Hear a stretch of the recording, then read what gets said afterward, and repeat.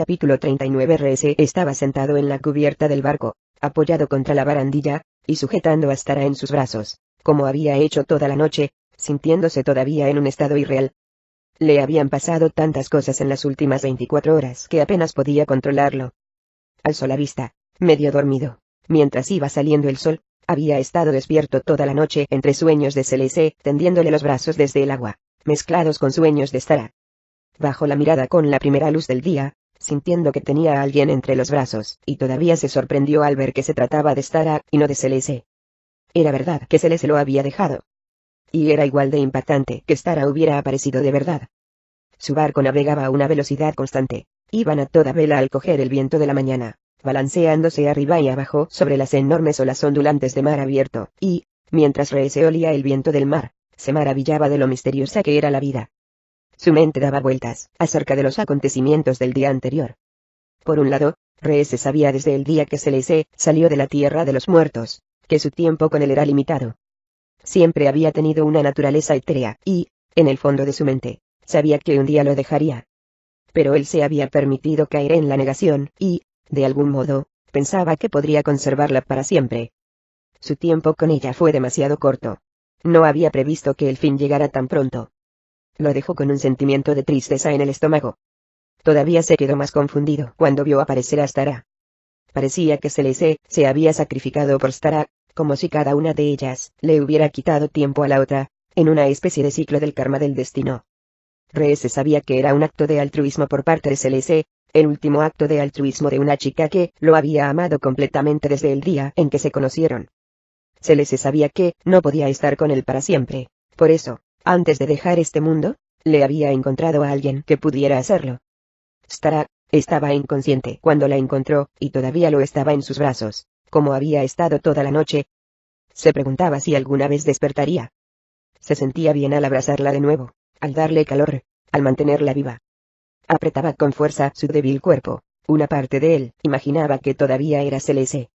Y, sin embargo, sabía que aquello era lo que Celeste quería. Querer a Stara ahora era querer a Celeste. Al tener a Stara entre sus brazos, Rese lentamente empezaba a darse cuenta de lo mucho que la había echado de menos también durante todo este tiempo.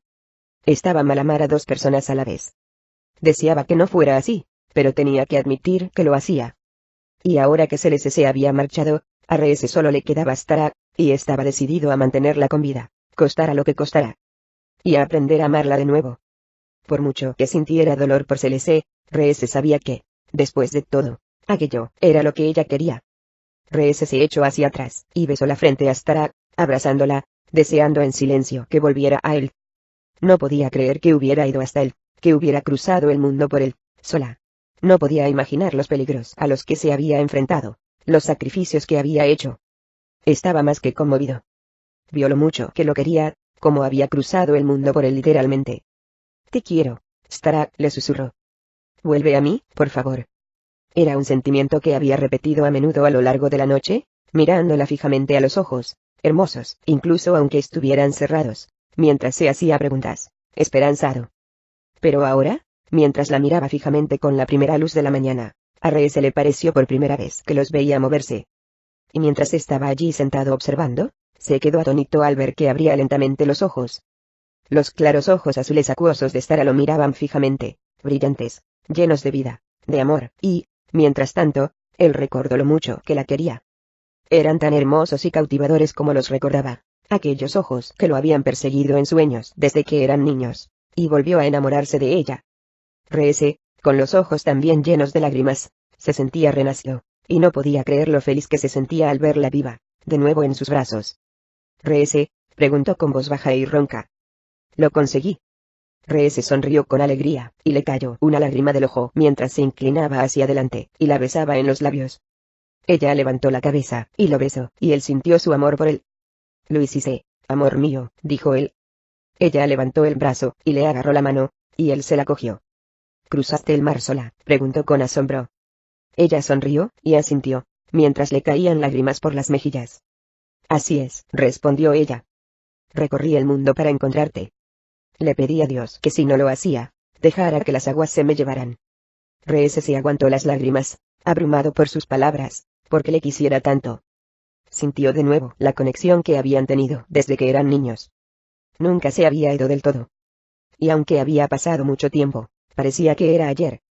Cuando Rhea se la miró a los ojos, sucedió algo muy extraño. Observó que algo cambiaba en su interior, y, por un instante fugaz, fue como si el espíritu de Celeste estuviera dentro de ella, como si Celeste también mirara a través de los ojos de Stara. Sintió el espíritu de Celeste poderosamente, viviendo a través de Stara, y ya no sentía el conflicto. Sentía que amar a Stara sería amar a Celeste también. Te quiero, Rhea, dijo, incorporándose, mirándolo a los ojos con la mano en su mejilla. ¿Y siempre lo haré? Se besaron. Su calor volvió, y, por primera vez desde la muerte de Celeste, el corazón de Rhea se sentía recuperado. Mientras navegaban hacia el anillo, que estaba cada vez más cerca, sabía que les esperaba una gran guerra, quizás la mayor batalla de su vida. Esperaba y rezaba para que pudieran reconstruir el anillo, para poder empezar de nuevo una vida en su tierra, con Stara a su lado. Para que un día pudieran tener su propia familia. Pero tanto si vivían como si morían, por lo menos por ahora, estando junto a Stara de nuevo, había vivido de verdad. Capítulo 40. Eric estaba en la popa de su barco, con Alistair a su lado, y Storm por allí cerca, mirando cómo los dos soles empezaban a caer sobre el mar abierto, y sintiéndose vivo, con una motivación más grande de lo que podía recordar. Nunca desde sus días en los Plateados, en la corte del rey Magil, se había sentido así. No se daba cuenta de la sensación de pérdida tan grande que había sentido desde que se había ido de su hogar, había marchado del anillo, había dejado la compañía de sus hermanos, los Plateados, la corte del rey y el rey Magil.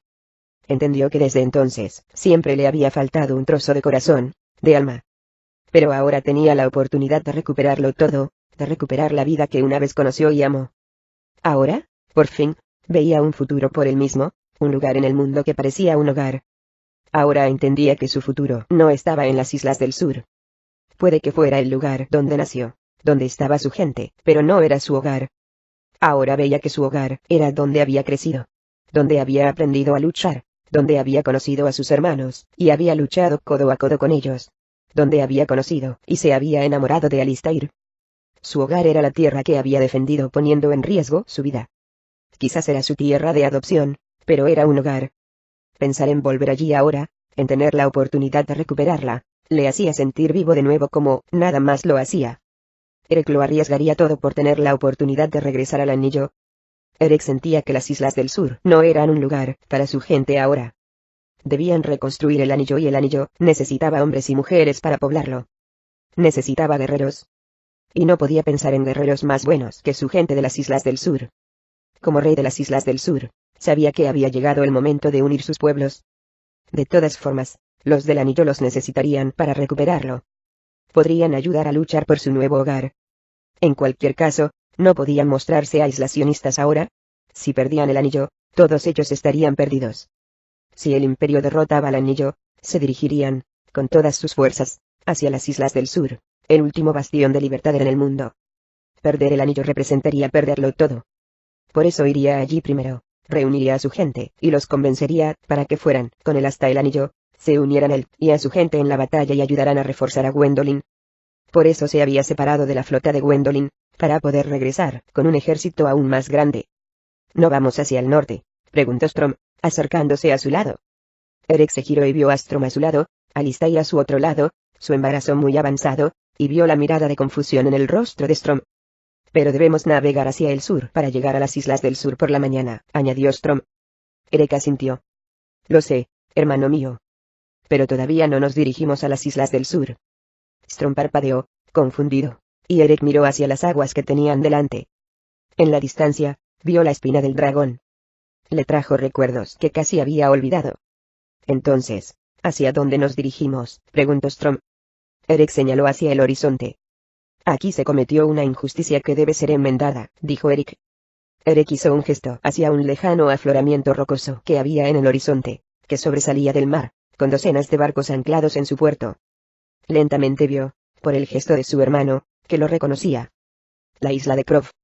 Una vez aquellos barcos tenían que esconderse al abrigo de la oscuridad, dijo Eric. Ahora Croft los tiene anclados a la vista, con impunidad, sin temer a nadie. Esto se debe al trato que hizo con el imperio. Eric se acercó un catalejo al ojo y vio que, incluso desde allí, que los barcos rebosaban de tesoros. Le pasó el catalejo a Alistair, esta miró, y se lo pasó a Strom, que curioseó a través de él, y soltó un silbido. La recompensa de Croft, dijo Eric, por traicionarnos. No solo tiene la protección del Imperio, sino que tiene más riquezas de las que jamás pudo soñar. Strom miró a través del catalejo, con la boca abierta por el asombro. Y pensar que confiábamos en él, dijo Strom. Eric suspiró. Todas tus maldades vuelven a ti al final, dijo. Ha llegado el momento que él pague por su traición. Nunca olvidó a un amigo, y nunca olvidó a un enemigo. El gesto de Strom cambió a la admiración, y lentamente su sonrisa se hizo más ancha. Dio un paso adelante, y agarró a Eric por el hombro. Empiezo a recordar por qué me gustas, hermano. Eric se dirigió a Alistair, a quien ahora le consultaba todas las cosas. Sé que nos desvía mucho de nuestro camino, dijo, y sé que no tenemos mucho tiempo. Pero estoy convencido, dijo. Esperaba que ella lo disuadiera, que le intentara convencer para que abandonara la idea, para que fuera directamente a las Islas del Sur, y después al anillo, que se olvidara de la venganza. Pero, en cambio, ella se giró hacia él con una mirada de resolución, una mirada de acuerdo que le sorprendió. Vivimos en un mundo injusto, mi señor, dijo ella. Y toda maldad que enmiendes, toda pequeña justicia, puede ayudar a arreglar el mundo. Entonces, ¿estás de acuerdo?, preguntó sorprendido. Ella asintió. Te equivocarías si dieras la vuelta. La miró. En aquel momento la amaba más que nunca, y sabía que se había casado con la mujer adecuada. Una guerrera, como él. Eric asintió satisfecho. Esperaremos al abrigo de la oscuridad, dijo. Esta noche atacamos. Eric navegaba por el oscuro océano, tan solo iluminado por la luna llena, su flota sigilosa mientras avanzaban en silencio por el agua. Su flota entera disciplinada, en silencio tal y como él había ordenado. El único sonido que se escuchaba en el aire era el de las olas chocando contra su barco, el viento de la noche, el grito esporádico de una gaviota. Y, por supuesto, el de las olas chocando contra las rocas puntiagudas de la isla de Croft, más y más amenazante a medida que Eric se aproximaba. Mientras Eric se acercaba a la flota de Croft, anclada en el puerto, su corazón latía más rápido, y sentía la sensación conocida que tenía antes de entrar a una batalla. Sus sentidos se intensificaron. Cada vez estaba más concentrado, más fuerte. No prestaba atención a nada excepto a la estrategia que tenía ante él. Cuando Eric se acercó a la media docena de barcos de Croft, que se mecían, sin sospechar nada, vislumbró algo que le gustó. Los marineros holgazaneaban en cubierta, dormidos, borrachos, tirados a la bartola, tan indisciplinados como su comandante. Los marineros estaban tirados en cubierta, con sacos de vino vacíos en sus manos, sin sospechar nada. Las mismas cubiertas estaban llenas a rebosar de botines y rescates y nadie se molestaba en hacer guardia. No tenían razón para hacerlo. Ahora tenían la protección del Imperio. Eric ardía por la indignación. Aquellos hombres habían vendido a él y a su gente como prisioneros, los habían dejado a todos por muertos y todo por unos cuantos montones de oro. Eric dio instrucciones a sus barcos para que fueran justo al lado de los de Croft. Su corazón latía fuerte mientras estaba en silencio, con la esperanza de que no los descubrieran. Cada ráfaga de viento los acercaba más, y, a medida que se aproximaban, sentía que sus hombres y su hermano Strom, que estaba a su lado, se estaban poniendo nerviosos. Todavía no, susurró Eric. Sus hombres obedecieron, esperaron, estaban tan cerca que podían ver el blanco de los ojos de los marineros, la tensión era tan espesa que podía cortarse con un cuchillo. Aún se acercaron más y más, hasta que tan solo estaban a unos metros, todos a la espera de las órdenes de Eric. ¿Ahora?, exclamó Eric con un estridente susurro. Los hombres de Eric lanzaron sus cuerdas, que tenían ganchos en el extremo, con destreza y rapidez por encima de los barandales de los otros barcos, y, cuando los ganchos se agarraron a los barandales de los otros barcos, todos tiraron hasta acercar unos barcos con otros. Cuando estuvieron suficientemente cerca, llevó la voz cantante, y saltó por encima del barandal hacia el barco de Croft. Mientras corrían lentamente por cubierta, los hombres de Croft se despertaron y vieron a los invasores, pero Eric no les dio tiempo para reaccionar. Cuando lo hicieron, él corrió hacia ellos, y los aporreó con la empuñadura de su puñal, golpeándolos en el cráneo, y dejándolos inconscientes. No quería que avisaran de su presencia, ni tampoco los quería muertos, aunque aquellos traidores merecieran la muerte. Sus hombres hicieron lo mismo, tal y como Eric les había indicado, dejando a los hombres inconscientes a diestro y siniestro. Los hombres de Eric, dirigidos por Strom, hicieron lo mismo con los otros barcos de la flota, golpeando a los otros hombres, dejándolos fuera de combate rápidamente, y en silencio, invadiendo los barcos antes de que supieran que les había golpeado. Eric había escogido el barco que sabía que era el de Croft, y, como era de esperar, lo encontró donde sabía que lo haría, durmiendo sobre cubierta, junto a una barrica de vino vacía, con dos mujeres, desnudas tumbadas dormidas en sus brazos. Con todos los marineros de Croft contenidos, Eric caminaba lentamente, confianza, directo hacia Croft. Sus botas resonaban por cubierta, hasta que estuvo encima de él. Eric desenfundó su espada, y la bajó hasta que la punta tocó la base de su garganta. Estaba allí, esperando, sonriendo con gran satisfacción, cuando Croft abrió de repente los ojos, y sintió la punta de metal en su garganta, y miró a Eric en pánico. Eric le sonrió con gran satisfacción, por fin se sentía vindicado. Nos volvemos a ver, viejo amigo, dijo Eric. Croft intentó incorporarse para coger su espada, pero Eric apretó más la espada, y le pisó la muñeca, y Croft se tumbó de nuevo. Levantó las manos temblando, mientras las dos mujeres se despertaban, gritaban y se iban corriendo. ¿Cómo os liberasteis?, preguntó Croft. Estaba convencido de que estabais muertos. Eric sonrió todavía más. Esta ha sido siempre tu perdición, respondió Eric. ¿Estás seguro de todo? Los valientes no mueren, amigo mío. Solo los traidores lo hacen. Croft tragó saliva, con el miedo en su rostro. Se lamió los labios. No me mates, exclamó con voz temblorosa. Te daré todo lo que tengo. Eric sonrió. Ah, sí, respondió. Ya hemos cogido todo tu oro, tus armas, todo lo que es tuyo. ¿Qué te queda para dar? Croft tragó saliva, no le salían las palabras. En cuanto a matarte, continuó Eric, creo que sería demasiado civilizado. Tengo algo diferente en mente. De pie, viejo amigo. Croft se puso de pie, cohibido. Solo llevaba los calzoncillos, tiritaba por el frío y su barriga voluminosa y peluda estaba al descubierto. Por favor, gimoteó Croft, lloriqueando, se veía patético a la luz de la luna. Te libras, dijo Eric. Puedes regresar a tu hogar.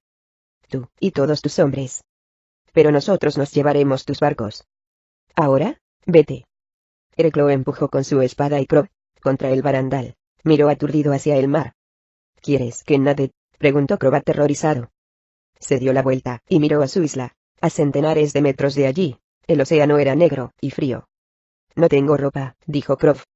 Esta agua están congeladas. Moriré congelado. Y también mis hombres. Y hay tiburones.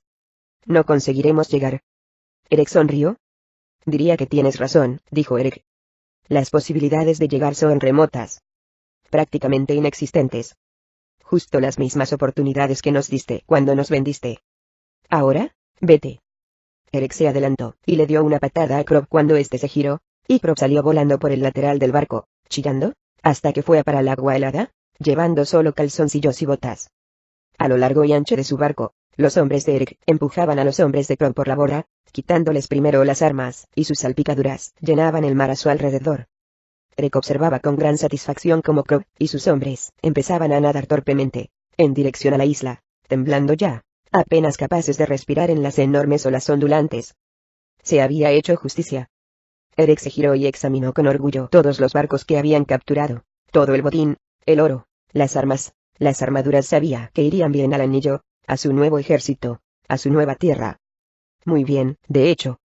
Era el momento de recuperar a sus hombres, de dirigirse al anillo, y de prepararse para la mayor batalla de su vida. Capítulo 41. Darius gritaba de dolor cuando le dieron otro latigazo en la espalda, parecía que le estaba arrancando la piel. Agarraba con fuerza el remo que tenía delante hasta que los nudillos se le pusieron blancos. Intentaba levantar los brazos para defenderse, pero los grilletes se lo impedían. Aguantaba la respiración, para intentar controlar el dolor mientras el látigo chasqueaba de nuevo, dirigido al esclavo que estaba encadenado a su lado. Darius esperaba que el esclavo chillara, y se sorprendió al ver que estaba en silencio. No sabía cómo un hombre podía soportar tanto dolor en silencio. Hasta que echó un vistazo, y vio al hombre desplomado a su lado. Muerto. Darius miró a ambos lados, y vio a todos los otros esclavos encadenados, todos ellos ahora muertos. De algún modo, los había sobrevivido a todos, y no se había dado cuenta de que hacía rato que habían dejado de moverse, haciendo que a él le costara más remar.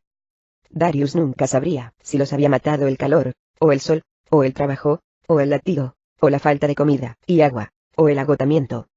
Pero, en aquellas condiciones, morir sería un alivio. Sin embargo, Darius estaba decidido a no morir. Pensaba hacia dónde se dirigía aquella flota del Imperio, al este, hacia el anillo, a matar a Gwendolyn y a los demás, y él estaba decidido a mantenerse con vida. Decidió que viviría lo suficiente para hacer todo lo que pudiera para sabotear los esfuerzos del Imperio. Mientras Darius empujaba el remo, con las manos irritadas y la espalda cubierta de sudor y sangre, un capataz del Imperio levantó el látigo para golpearlo de nuevo. Darius se preparó, sin saber cuántos golpes más podría soportar cuando, de repente, el capataz se detuvo antes de golpearlo, sujetando el látigo en lo alto, inmóvil. El soldado miraba fijamente hacia el horizonte, como si estuviera sorprendido por lo que veía, y Darius también se giró y echó un vistazo. Darius miraba con dificultad por el sol, el sudor le escocía en los ojos, y se quedó atónito al divisar una pequeña flota en el horizonte. Cuando miró más de cerca, se sorprendió todavía más al ver que en ella ondeaba una bandera que no era del Imperio. Ondeaba con orgullo, agitándose en el viento, y el corazón de Darius se llenó de orgullo al ver que era la bandera de Gwendolyn. Los colores del anillo. De repente, sonaron los cuernos del Imperio a lo largo y ancho de la flota, y en el barco se formó un escándalo cuando los soldados del Imperio vociferaban órdenes, y los soldados tomaban posiciones a lo largo y ancho de las cubiertas. Alzaron más las velas, el barco ganó velocidad, y el corazón de Darius latía fuerte al ver que se acercaban a la flota de Gwendolyn, que estaba desprevenida. Cuando quedaban quizás unos 100 metros, el barco de Darius de repente tembló con el ruido de un disparo de cañón. Darius echó un vistazo y vio que un cañón enorme, manejado por soldados cerca de la proa de aquel barco, estaba humeando, acababa de disparar. Observó con inquietud que una bala de cañón volaba por los aires, directa hacia el barco de Gwendolyn, y se sintió aliviado cuando vio que cayó al agua poco antes de llegar a él. Pero estaban ajustando los cañones, y sabía que la próxima vez Gwendolyn no tendría tanta suerte. Este es tu día de suerte, esclavo, dijo bruscamente un capataz. Darius notó que las ásperas manos del soldado le agarraban por detrás, tiraba sus muñecas hacia atrás, y le quitaba los grilletes de las muñecas y los tobillos. «¡A los cañones!», exclamó. El soldado empujó a Darius, lanzándolo hacia adelante hasta que fue a parar de cara a cubierta, con dolor. Entonces lo recogió, y lo empujó de nuevo, mezclándolo con un grupo de otros esclavos que eran obligados a ir a toda prisa hacia diferentes puestos de combate. A Darius lo llevaban arrastrando los pies por la cubierta, y, a continuación, vio cómo lo empujaban hacia un puesto de cañón. En el puesto, había varios soldados y otro esclavo, todos ellos de rodillas, vigilando. Uno de los soldados lo agarró bruscamente, y lo hizo arrodillar delante del cañón. «Intenta algo, esclavo», dijo furioso, «y notarás cómo mi espada se clava en tu corazón». Otro soldado se inclinó hacia adelante. «¿Ves estas balas, esclavo?», exigió el soldado. «Debes abastecer el cañón con ellas. Ahora muévete». Golpeó a Darius en la sien, y Darius bajó los brazos, y levantó una bala con las manos temblorosas. Era muy pesada, y sus manos estaban sudadas. Apenas podía sostenerla, especialmente en su debilitado estado, y, el otro esclavo, al ver que le costaba, se agachó para ayudarlo. Aquel esclavo tenía la piel blanca, pálida, y miraba a Darius con los ojos llenos de miedo. Cuando los soldados del Imperio dieron la vuelta para examinar el barco, Darius, que estaba de rodillas, echó un vistazo a escondidas al barco y a la flota del Imperio, y empezó a formular una idea. Sabía que aquella era su oportunidad, era ahora o nunca. Se dirigió al otro soldado, y le echó una mirada de confianza. «Cuando te dé la señal, haz lo que yo te diga», susurró.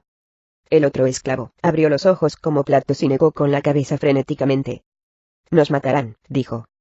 Darius agarró la mano del hombre con fuerza, al darse cuenta que necesitaba su ayuda. «Nos matarán de todas formas», dijo. «¿Quieres morir como un cobarde? ¿O como un guerrero?». Sujetó la muñeca del hombre hasta que éste, por fin, se relajó. Entrecerró gradualmente los ojos, y Darius vio que su confianza iba creciendo, y, rápidamente, asintió con la cabeza. «Muévete, esclavo», exclamó un soldado, golpeando a Darius detrás de la cabeza. Darius, con la ayuda del otro soldado, cogió la bala, y la colocó en el cañón abierto, y, al hacerlo, un soldado del Imperio cerró rápidamente la tapa de golpe. Otro soldado encendió una antorcha, y empezó a dirigirla hacia la larga mecha. Darius notó que el otro esclavo lo miraba a la espera de instrucciones, y él negó con la cabeza. «Todavía no», susurró. La antorcha se acercó más, y Darius sabía que no podía permitir que la mecha se encendiera. Finalmente, Darius asintió. «Ahora». Darius alargó el brazo, y le arrebató al soldado del Imperio el puñal que colgaba de su cinturón, y, a continuación, se lo clavó en el corazón. Entonces giró rápidamente, y le cortó el cuello al otro soldado que había detrás de antes de que pudiera reaccionar, y, al desplomarse, se le cayó la antorcha.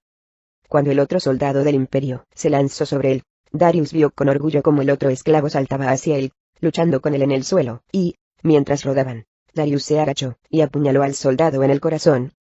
Apareció otro soldado del Imperio, levantó el látigo, y el otro esclavo se lo arrebató de las manos, lo echó con esfuerzo al suelo y saltó encima de él, poniéndole la mano sobre la boca para estrangularlo. Pero el soldado del Imperio era fuerte, y, mientras se retorcía, Darius fue hasta allí, y lo ayudó hasta que, finalmente, el hombre dejó de moverse. Darius dio la vuelta rápidamente, y agarró la antorcha, entonces se giró y miró por todas partes, escondiéndose tras el puesto del cañón, asegurándose de que nadie los había visto. El otro esclavo se agazapó cerca de él, frenéticamente, y se secó el sudor de la frente. «Sujeta la antorcha», dijo Darius. El esclavo cogió la antorcha con la mano sudorosa, y, cuando lo hizo, Darius giró el pesado cañón con todas sus fuerzas. Puso el hombro contra él, gimiendo por el esfuerzo, hasta que por fin consiguió desviarlo del barco de Gwendolyn, que ahora estaba a menos de 20 metros. En su lugar, consiguió ponerlo apuntando hacia adentro, hacia su propio barco. El esclavo abrió los ojos como platos al verlo. «¿Quieres vivir para siempre?», exclamó Darius con una sonrisa delirante. Vosotros», gritó una voz. Darius se giró y vio que un grupo de soldados del Imperio los había divisado, e iban hacia ellos mientras ellos sostenían la antorcha. «Hazlo», exclamó Darius. El esclavo bajó la antorcha con las manos temblorosas, y encendió la mecha, mientras los soldados se les echaban encima. «Detenedlos», gritó el soldado. Pero era demasiado tarde. Una gran explosión sacudió el barco. Darius salió volando hacia atrás, mientras el cañón rugía a su lado e impactó contra el barandal. La bala salió disparada directa a cubierta. El sonido de la madera, haciéndose astillas, llenaba el aire, mientras la bala iba de un extremo hacia el otro hasta ir a parar al agua. El barco se tambaleó y empezó a inclinarse de inmediato. Docenas de sus soldados murieron por el impacto de la bala, y por la metralla de la madera. Mientras el barco se sumía en el caos, los soldados que se les echaban encima lentamente fijaron su mirada en ellos de nuevo, y empezaron a atacar. Darius sabía que aquella era su última oportunidad. «Vamos», exclamó al otro esclavo, y, sin esperar, se giró, atravesó corriendo la cubierta, y saltó sobre el barandal. Se detuvo al ver la caída de 6 metros que había hacia las ondulantes olas. Pero entonces se le unió el otro esclavo, y sintió su coraje renovado. «¿Quieres vivir para siempre?», repitió el soldado, y esta vez puso él una sonrisa delirante. Saltó por la borda, agarrando del brazo a Darius, y llevándoselo con él. Cuando fueron a parar a las aguas congeladas, Darius se movía de arriba abajo al lado del esclavo, luchando por respirar. Darius alzó la vista, y vio el barco de Gwen delante, y nadó para salvar su vida. Ahora estaba quizás a unos 20 metros, y Darius solo rezaba para que Gwen los viera, y se diera cuenta de que venían en son de paz. «Detener a aquellos esclavos», exclamó un soldado del Imperio desde atrás. Darius echó la vista atrás, y vio que varios soldados del Imperio se agazapaban en la cubierta del barco que se hundía, levantaban sus arcos, y disparaban. Varias flechas fueron a parar al agua cerca de Darius, y él se encogió de miedo cuando se acercaron más. Pero de repente el barco se puso del revés, hundiéndose, y dejaron de venir flechas. Los soldados chillaban detrás de ellos. Al mismo tiempo, Darius llegó al casco del barco de Gwendolyn. Estaba flotando a su lado, el esclavo junto a él, y miraba directo al casco de 6 metros de altura, rezando y con la esperanza de que Gwen lo viera. Estaba perdiendo fuerzas. Los otros barcos se acercaban, y no había manera de poder subir por él. «Gwendolyn», exclamó. Mientras el barco continuaba navegando, dejándolo allí flotando tras su estela, Darius empezaba a desesperarse. Se dio cuenta de que, después de todo, moriría allí. Pero mientras estaba allí flotando, pensando que todo estaba perdido, de repente vio la cara de Kendrick en popa, y vio que se iluminaba al reconocerlo. «Darius», exclamó. Inmediatamente les lanzaron una cuerda, y Darius y el esclavo alargaron los brazos, y la cogieron, sujetándola con fuerza mientras tiraban de ellos, poco a poco. Con un último tirón, Darius fue a parar a cubierta, el esclavo a su lado, y respiraba agitadamente, sacando agua al toser. Se sentía agotado, pero con una gran satisfacción. Apenas podía creerlo. Había escapado. Estaba realmente allí. Finalmente, la libertad era suya de nuevo. Mientras estaba allí tumbado, expulsando agua del mar al toser, el esclavo haciendo lo mismo a su lado, sintió una lengua sobre la cara, escuchó un lloriqueo, y, al echar un vistazo, eufórico, vio de nuevo a su viejo amigo Drake. Lo besó y le acarició la cabeza, mientras Bryce saltaba sobre él, y se preguntaba cómo era posible que hubiera llegado hasta allí. Darius alzó la vista, y vio a Gwendolyn y a Kendrick que se acercaban junto a todos los demás. Unas manos fuertes lo cogieron, y lo levantaron y abrazó a Kendrick, chorreando, y después a Gwendolyn. La última vez que te vi, dijo Gwendolyn, marchabas hacia Volusia para proteger a tu pueblo. Fue un ataque osado. Darius agachó la cabeza, abrumado por la tristeza al recordarlo. Mis amigos no lo consiguieron, mi señora, dijo. No, dijo. Pero tú sí. Él la miró atentamente. Parecía mayor, más fuerte que la última vez que la vio. Y la última vez que yo la vi, mi señora, dijo, se dirigía hacia el desierto para buscarnos ayuda. Él sonrió. La encontró. Después de todo, añadió. Un poco tarde, pero justo cuando yo la necesitaba. Todos ellos sonrieron, y se abrazaron. ¿Y quién es él?, preguntó Gwen. Todos se giraron hacia el otro esclavo, ¿y él sonrió? Sinceramente no lo sé, dijo Darius. No nos conocíamos. Pero me salvó la vida. Como tú salvaste la mía, respondió. Mi nombre es Tinicio. ¿Os importa si me uno a vosotros? Le dio la mano, y Kendrick sonrió. Eres más que bienvenido a unirte a nuestra causa, respondió. La cara de Darius se entristeció, y se puso de nuevo serio. Toda mi gente ha desaparecido, mi señora, dijo. Gwen hizo una pausa. No todos, respondió misteriosamente. Él la miraba, sin entenderla cuando, de repente, la multitud se abrió y apareció una chica que hizo que su corazón se derritiera. Los ojos de Darius se abrieron como platos por la sorpresa y la alegría, mientras ella corría hacia adelante, pasando por delante de todos los demás, y lo abrazaba. Darius, le dijo en el oído, abrazándolo fuerte, sus lágrimas calientes le caían cuello abajo. Él la abrazaba fuerte, sin apenas creer que fuera posible. Pensaba que habías muerto, dijo. Lo negó con la cabeza. No, respondió. Viví por ti. Mientras Darius la abrazaba fuerte, y el barco de Gwen ganaba velocidad, alejándose del asalto del imperio, sintió que todo en el mundo estaba en orden de nuevo. Por primera vez desde que podía recordar, estaba con gente a la que quería, de vuelta a lo más cercano a un hogar que tenía, y en una misión que lo significaba todo para él. Porque daría su vida para defender a Gwendolyn, Kendrick, a toda aquella gente, sus hermanos de adopción, y sobre todo, para ayudarlos a recuperar el anillo. Por encima de todo, le agradecía a Dios una cosa. Que, tanto si vivía como si moría, estaría allí para luchar en otra guerra.